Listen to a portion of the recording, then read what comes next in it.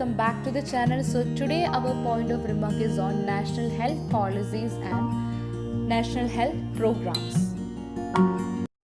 The national health policy in India was framed in 1983, and the main aim for forming the national health policy in 1983 was national commitment to attain the global health for all by 2000, and the policy lays stress on the preventive, promotive, public health and rehabilitation aspects of healthcare. So now we can check the National Health Policy 1983's objective in detail. So first one, creation of great awareness of health problems in the community and means to solve the problem by the community. Second one, supply of safe drinking water and the basic sanitization using technologies that people can afford. Third one, reduction of existing imbalance in health service by concentrating more on the rural health infrastructure. Next one, establishing of dynamic health management information system to support health planning and health program implementation, provision of legislative support to health protection and promotion, concerned action to combat widespread malnutrition, and research in alternative method of healthcare delivery and low-cost health technologies. So moving on to National Health Policy 2002, the main aim of the National Health Policy 2002 is to achieve acceptable standard of good health among the general population of the country.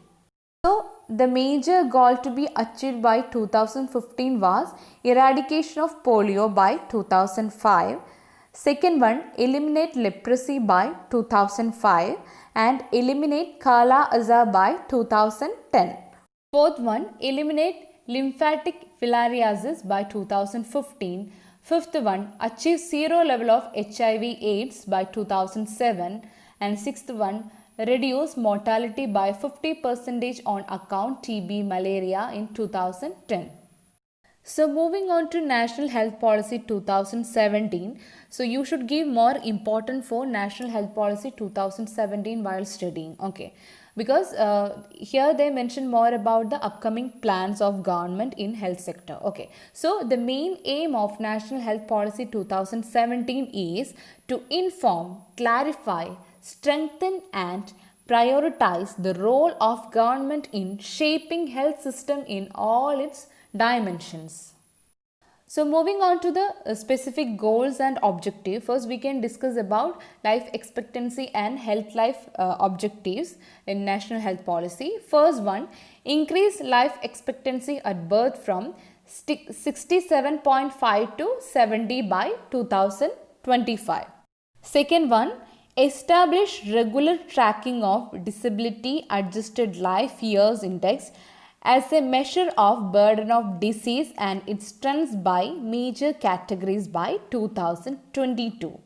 Third one, reduction of TFR, total fertility rate to 2.1 at national and subnational level by 2025.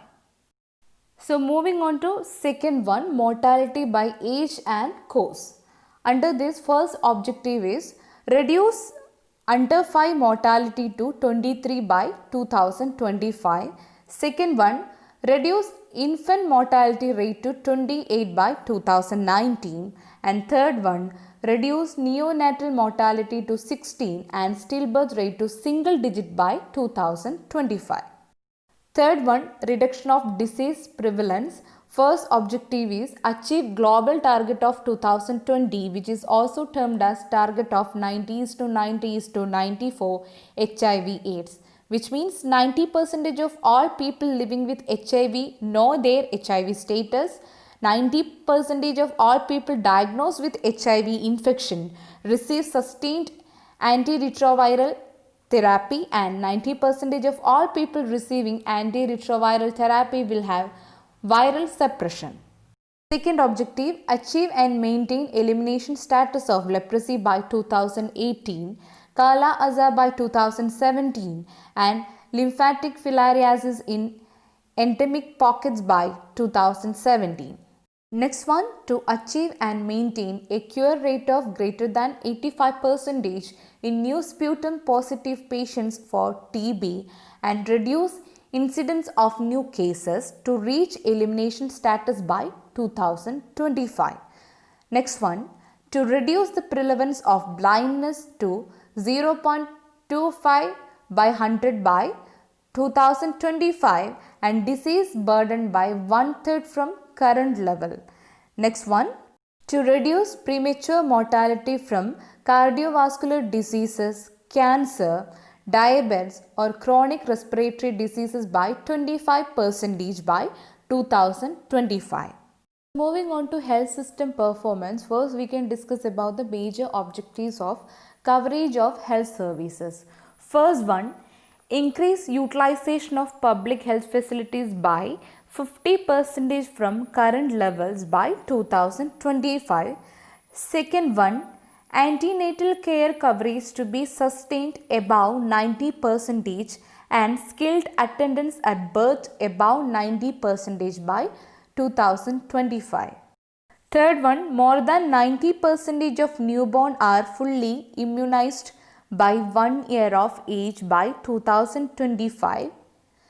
Fourth one, meet need of family planning above 90% at national and subnational level by 2025. And last one, 80% of non-hypertensive and diabetic individuals at household level maintain controlled disease status by 2025. Next one, cross-sectional goals related to health. First objective, relative reduction in prevalence of current tobacco use by 15% by 2020 and 30% by 2025. Reduction of 40% in prevalence of stunting of under 5 children by 2025. Access of safe water and sanitization to all by 2020. Fourth one, reduction of occupational injury by half from current level of 334 per lakhs agriculture workers by 2020 and national or state level tracking of selected health behavior. Next we can discuss about health systems strengthening. Under that, first one, health finance. First objective, increase health expenditure by government as a percentage of GDP from the existing 1.15% to 2.5% by 2025. Second one, increase state sector health spending to more than 80% of their budget by 2020 and decrease in proportion of household facing catastrophic health expenditure from the current level of 25% by 2025. Moving on to health infrastructure and human resource. First objective, ensure availability of paramedics and doctors as per Indian Public Health Standard norms in high priority district by 2020. Second one, increase community health volunteers to population ratio as per IPHS norms in high priority districts by 2025. And next one, establish primary and secondary care facilities as per norms in high priority district by 2025. So these all are the important points under National Health Policy 2017. Okay, so we should have some knowledge about National Health Program. So first we can discuss about reproductive, maternal, newborn and child health services.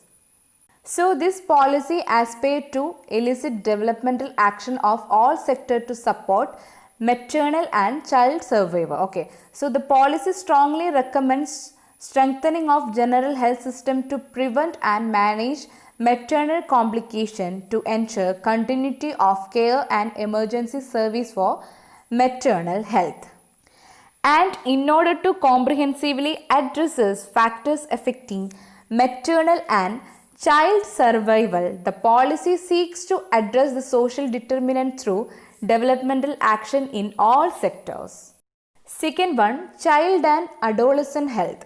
So, the policy endorses the national consensus on accelerated achievement of neonatal mortality target and single digit stillbirth rate through improved home based and facility based management of sick newborns.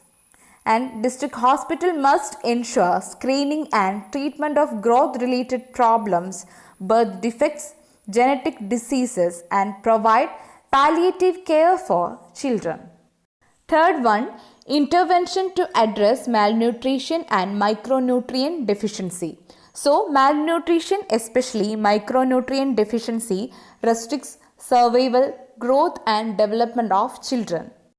It contributes to morbidity and mortality in vulnerable population, resulting in substantial diminution in productive capacity in adulthood and consequent reduction in the nation's economic growth and well-being. Recognizing this, the policy declares that micronutrient deficiency would be addressed through a well-planned strategy on micronutrient interventions. And focus would be on reducing micronutrient malnourishment and augment initiatives like micronutrient supplementation, food fortification, screening for anemia, and public awareness. Fourth one, universal immunization. Here, priority would be to further improve immunization coverage with quality and safety, improve vaccine security as per National Vaccine Policy 2011, and introduction of newer vaccine based on epidemiological consideration. Fifth one, communicable diseases. So here the policy recognizes the interrelationship between communicable disease control program and public health system strengthening. And for integrate diseases surveillance program, the policy advocates the need for district to respond to the communicable disease priorities of their locality. And this could be through network of well-equipped laboratories backed by tertiary care center and enhance public health capacity to collect, analyze, and respond to the disease outbreaks. So moving on to the last point, mental health. This policy will take into consideration the provision of the National Health Policy 2014 with simultaneous action on the following fronts. First one, increased creation of specialists through public financing and developing special rules to give preference to those willing to work in public system. Second one, create network of community members to provide psychosocial support to strengthen mental health services at primary level facilities and leverage digital technology in a context where access to qualified psychiatrists is difficult. So these all are some of the important points from national health policies and national health programs. I haven't included all points of National Health Policy 2017. So if you are interested to read, you just Google National Health Policy 2017. You will get all the informations. So if you have any doubt, you can comment below this video or else you can mail me in my mail ID. I will give that into description box. So thank you so much for watching my video. If you like the content, please subscribe, like and share.